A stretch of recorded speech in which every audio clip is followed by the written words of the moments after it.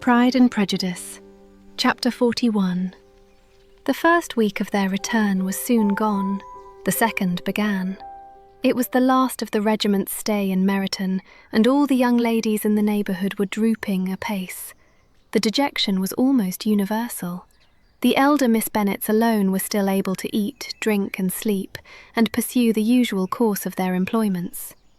Very frequently were they reproached for this insensibility by Kitty and Lydia, whose own misery was extreme, and who could not comprehend such hard-heartedness in any of the family. "Good heaven! What is to become of us? What are we to do?" would they often exclaim in the bitterness of woe. "How can you be smiling so, Lizzie?" Their affectionate mother shared all their grief. She remembered what she had herself endured on a similar occasion 25 years ago. "I am sure," said she, "I cried for 2 days together when Colonel Miller's regiment went away. I thought I should have broke my heart." "I am sure I shall break mine," said Lydia. "If one could but go to Brighton," observed Mrs. Bennet. "Oh yes, if one could but go to Brighton. But Papa is so disagreeable. A little sea-bathing would set me up forever. And my Aunt Phillips is sure it would do me a great deal of good," added Kitty. Such were the kind of lamentations resounding perpetually through Longbourn House. Elizabeth tried to be diverted by them, but all sense of pleasure was lost in shame. She felt anew the justice of Mr. Darcy's objections, and never had she before been so much disposed to pardon his interference in the views of his friend. But the gloom of Lydia's prospect was shortly cleared away, for she received an invitation from Mrs. Forster, the wife of the colonel of the regiment, to accompany her to Brighton. This invaluable friend was a very young woman, and very lately married. A resemblance in good humour and good spirits had recommended her and Lydia to each other, and out of their 3 months' acquaintance they had been intimate too. The rapture of Lydia on this occasion, her adoration of Mrs. Forster, the delight of Mrs. Bennet, and the mortification of Kitty are scarcely to be described. Wholly inattentive to her sister's feelings, Lydia flew about the house in restless ecstasy, calling for everyone's congratulations, and laughing and talking with more violence than ever, whilst the luckless Kitty continued in the parlour, repining at her fate in terms as unreasonable as her accent was peevish. "I cannot see why Mrs. Forster should not ask me as well as Lydia," said she, "though I am not her particular friend. I have just as much right to be asked as she has, and more too, for I am 2 years older." In vain did Elizabeth attempt to make her reasonable, and Jane to make her resigned. As for Elizabeth herself, this invitation was so far from exciting in her the same feelings as in her mother and Lydia that she considered it as the death warrant of all possibility of common sense for the latter. And, detestable as such a step must make her, were it known, she could not help secretly advising her father not to let her go. She represented to him all the improprieties of Lydia's general behaviour, the little advantage she could derive from the friendship of such a woman as Mrs. Forster, and the probability of her being yet more imprudent with such a companion at Brighton, where the temptations must be greater than at home. He heard her attentively, and then said, "Lydia will never be easy till she has exposed herself in some public place or other, and we can never expect her to do it with so little expense or inconvenience to her family as under the present circumstances." "If you were aware," said Elizabeth, "of the very great disadvantage to us all which must arise from the public notice of Lydia's unguarded and imprudent manner, nay, which has already arisen from it, I am sure you would judge differently in the affair." "Already arisen?" repeated Mr. Bennet. "What, has she frightened away some of your lovers? Poor little Lizzie! But do not be cast down. Such squeamish youths as cannot bear to be connected with a little absurdity are not worth a regret. Come, let me see the list of the pitiful fellows who have been kept aloof by Lydia's folly." "Indeed, you are mistaken. I have no such injuries to resent. It is not of peculiar, but of general evils which I am now complaining. Our importance, our respectability in the world must be affected by the wild volatility, the assurance and disdain of all restraint which mark Lydia's character. Excuse me, for I must speak plainly. If you, my dear father, will not take the trouble of checking her exuberant spirits, and of teaching her that her present pursuits are not to be the business of her life, she will soon be beyond the reach of amendment. Her character will be fixed, and she will, at 16, be the most determined flirt that ever made herself and her family ridiculous.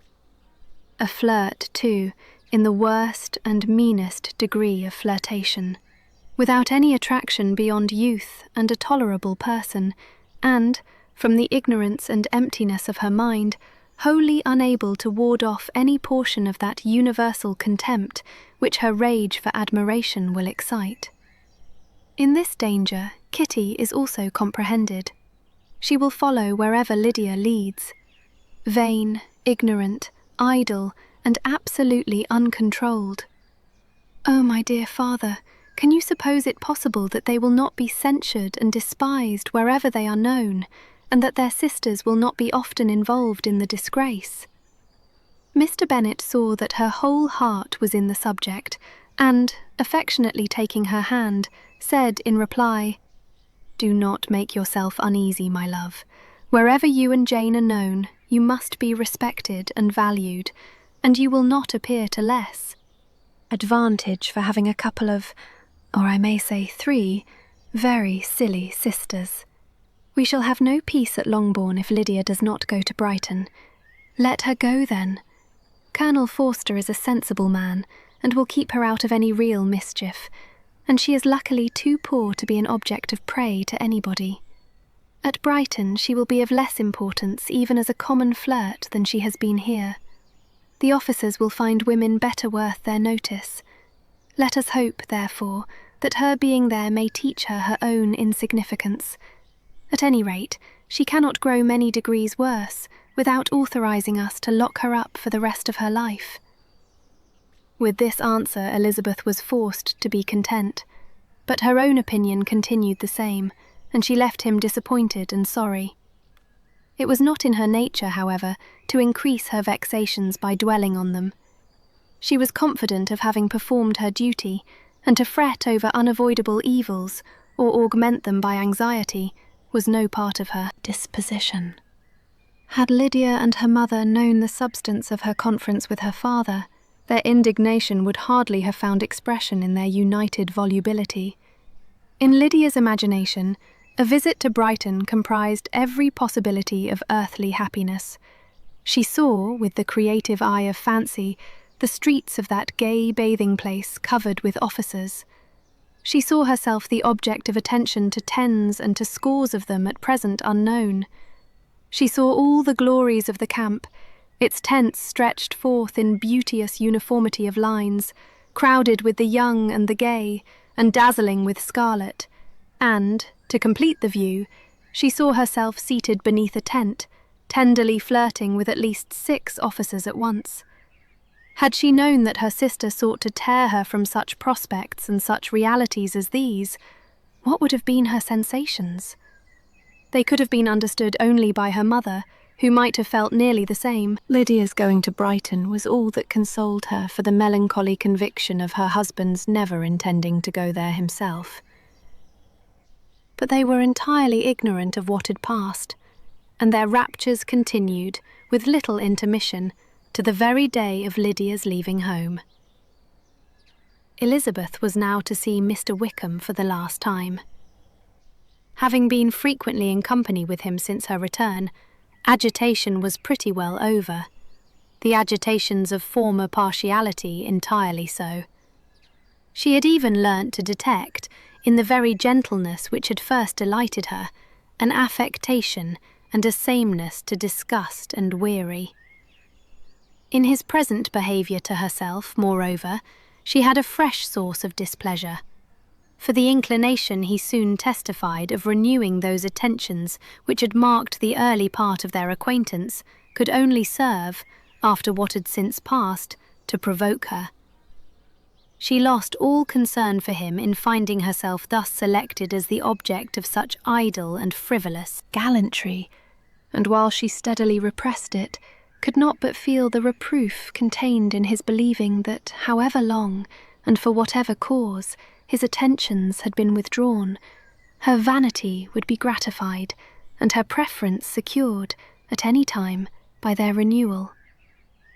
On the very last day of the regiment's remaining in Meryton, he dined, with others of the officers, at Longbourn, and so little was Elizabeth disposed to part from him in good humour, that, on his making some inquiry as to the manner in which her time had passed at Hunsford, she mentioned Colonel Fitzwilliam's and Mr. Darcy's having both spent 3 weeks at Rosings, and asked him if he were acquainted with the former.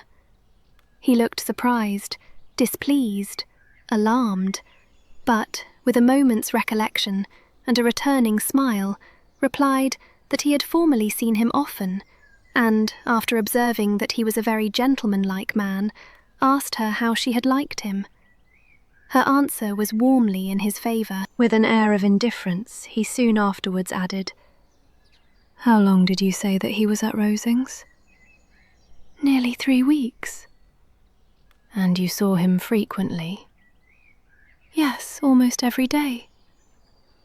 "His manners are very different from his cousin's." "Yes, very different. But I think Mr. Darcy improves on acquaintance." "Indeed," cried Wickham, with a look which did not escape her. "And pray, may I ask—" But checking himself, he added in a gayer tone, "Is it in address that he improves? Has he deigned to add aught of civility to his ordinary style? For I dare not hope," he continued, in a lower and more serious tone, "that he is improved in essentials." "Oh no," said Elizabeth. "In essentials, I believe, he is very much what he ever was." While she spoke, Wickham looked as if scarcely knowing whether to rejoice over her words or to distrust their meaning. There was a something in her countenance which made him listen with an apprehensive and anxious attention, while she added, "When I said that he improved on acquaintance, I did not mean that either his mind or manners were in a state of improvement, but that, from knowing him better, his disposition was better understood." Wickham's alarm now appeared in a heightened complexion and agitated look. For a few minutes he was silent, till, shaking off his embarrassment, he turned to her again and said in the gentlest of accents, "You, who so well know my feelings towards Mr. Darcy, will readily comprehend how sincerely I must rejoice that he is wise enough to assume even the appearance of what is right. His pride, in that direction, may be of service, if not to himself, to many others, for it must deter him from such foul misconduct as I have suffered by. I only fear that the sort of cautiousness to which you, I imagine, have been alluding, is merely adopted on his visits to his aunt, of whose good opinion and judgment he stands much in awe. His fear of her has always operated, I know, when they were together, and a good deal is to be imputed to his wish of forwarding the match with Miss de Bourgh, which I am certain he is very much at heart." Elizabeth could not repress a smile at this, but she answered only by a slight inclination of the head. She saw that he wanted to engage her on the old subject of his grievances, and she was in no humour to indulge him. The rest of the evening passed with the appearance, on his side, of usual cheerfulness, but with no further attempt to distinguish Elizabeth, and they parted at last with mutual civility, and possibly a mutual desire of never meeting again. When the party broke up, Lydia returned with Mrs. Forster to Meryton, from whence they were to set out early the next morning. The separation between her and her family was rather noisy than pathetic. Kitty was the only one who shed tears, but she did weep from vexation and envy. Mrs. Bennet was diffuse in her good wishes for the felicity of her daughter, and impressive in her injunctions that she would not miss the opportunity of enjoying herself as much as possible, advice which there was every reason to believe would be attended to. And, in the clamorous happiness of Lydia herself in bidding farewell, the more gentle adieus of her sisters were uttered without being heard. Hi, Kate here. What was your favourite part from this chapter? Leave us a comment below. If you liked this video, feel free to like and subscribe to my channel.